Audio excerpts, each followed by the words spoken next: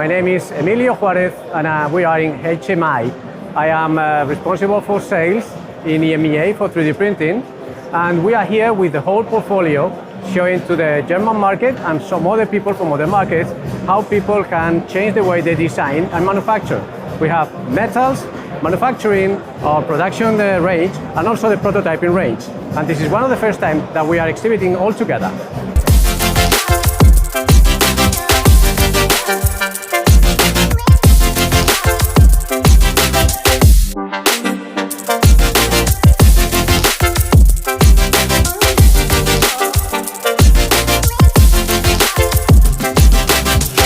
Thank you for coming. So I will explain you what has been our journey in the adoption of additive manufacturing within HP.